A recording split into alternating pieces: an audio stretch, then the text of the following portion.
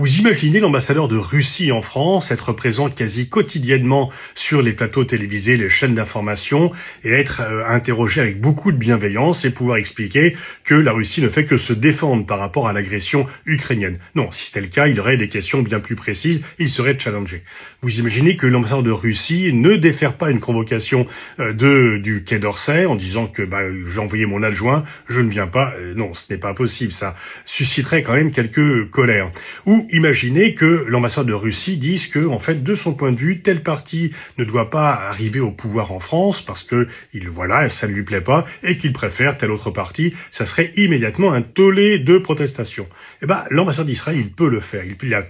Il se croit tout permis. Il ne vient pas aux convocations du Quai d'Orsay.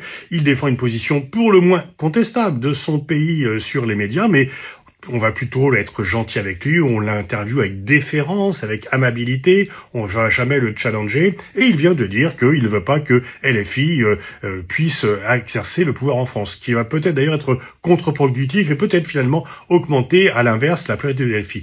Mais on voit qu'il se croit tout permis, il a raison parce que ça continue comme avant, et on se demande qu'est-ce qu'il devrait faire pour que tout d'un coup quelqu'un dans les médias ou au Quai d'Orsay dise non, ce n'est plus possible, trop c'est trop, mais en fait, comme personne ne dit rien, il continue en toute impunité.